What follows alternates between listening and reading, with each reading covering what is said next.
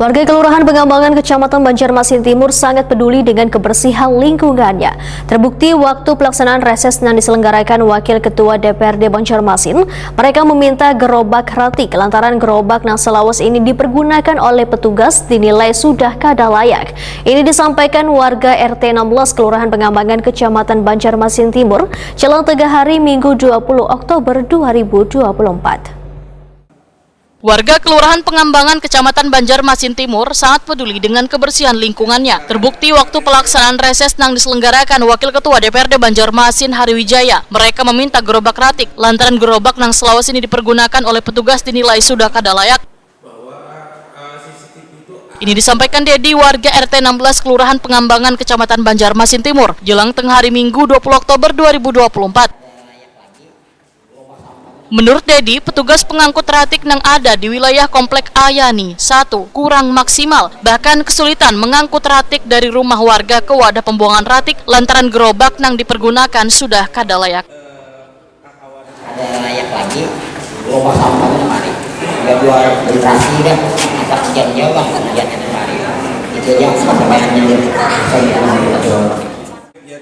Keluhan warga ini pun langsung ditanggapi Wakil Ketua DPRD Banjarmasin Hariwijaya dengan menyerahkan sebuah gerobak ratik yang masih tersisa.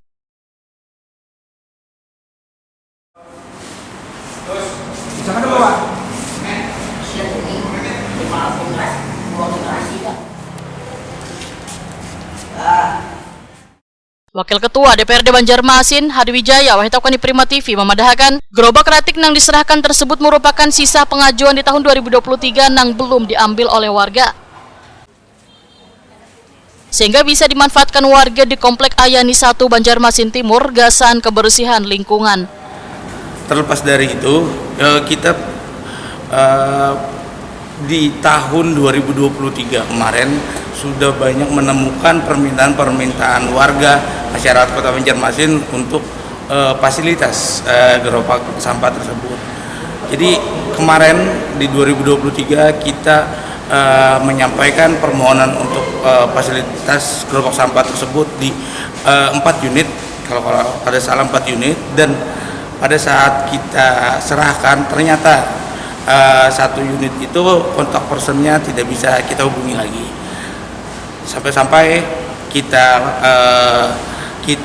bantu untuk simpan di kantor partai kemarin, dan alhamdulillah pada saat hari ini ada usulan penyampaian untuk permintaan gerobak sampah, yang mana gerobak sampah yang kita simpan di anggaran 2023 itu langsung kita serahkan, baik itu secara simbolis dan langsungnya. Mudah-mudahan itu sangat bermanfaat dan kami selalu bersedia untuk menyampaikan aspirasi masalah gerobak sampah dan sebagainya warga masyarakat, baik itu di timur dan di kecamatan lain di Banjarmasin ini, agar bisa kita realisasikan ke SKPD-nya.